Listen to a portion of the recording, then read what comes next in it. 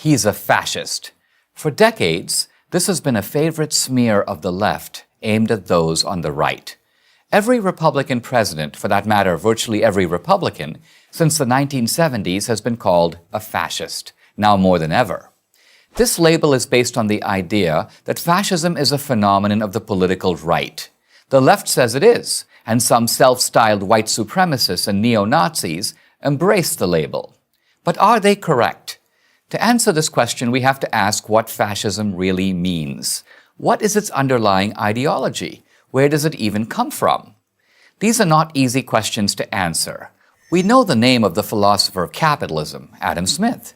We know the name of the philosopher of Marxism, Karl Marx. But who's the philosopher of fascism? Yes, exactly. You don't know. Don't feel bad, almost no one knows. This is not because he doesn't exist, but because historians, most of whom are on the political left, had to erase him from history in order to avoid confronting fascism's actual beliefs.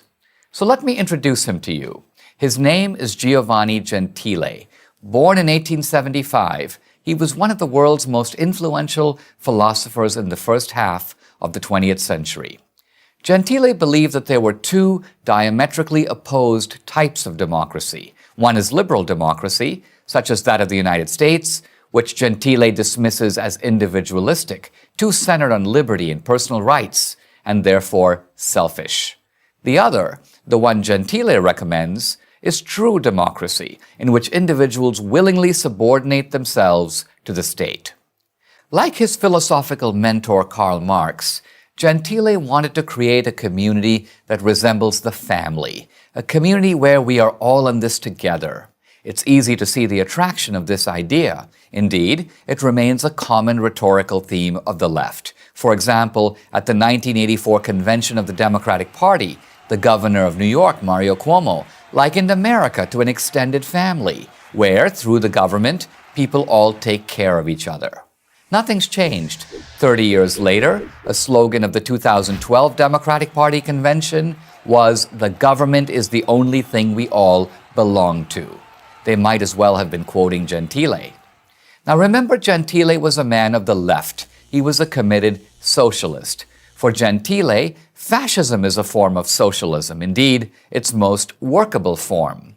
While the socialism of Marx mobilizes people on the basis of class, fascism mobilizes people by appealing to their national identity as well as their class. Fascists are socialists with a national identity.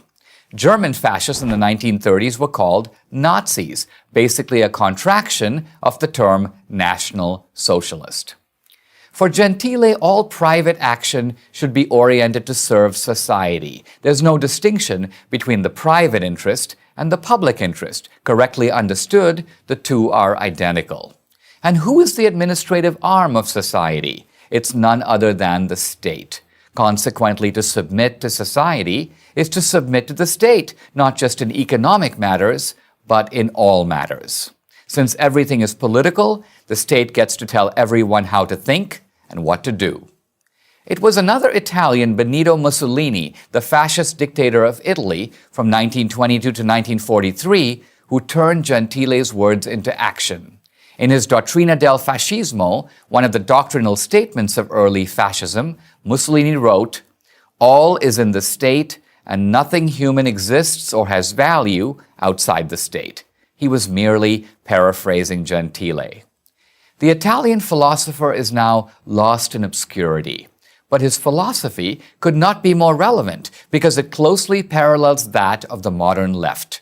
Gentile's work speaks directly to progressives who champion the centralized state. Here in America, the left has vastly expanded state control over the private sector, from healthcare to banking, from education to energy. This state-directed capitalism is precisely what German and Italian fascists implemented in the 1930s. Leftists can't acknowledge their man Gentile because that would undermine their attempt to bind conservatism to fascism. Conservatism wants small government so that individual liberty can flourish. The left, like Gentile, wants the opposite, to place the resources of the individual and industry in the service of a centralized state. To acknowledge Gentile is to acknowledge that fascism bears a deep kinship to the ideology of today's left. So they will keep Gentile where they've got him, dead, buried, and forgotten. But we should remember, or the ghost of fascism will continue to haunt us. I'm Dinesh D'Souza for Prager University.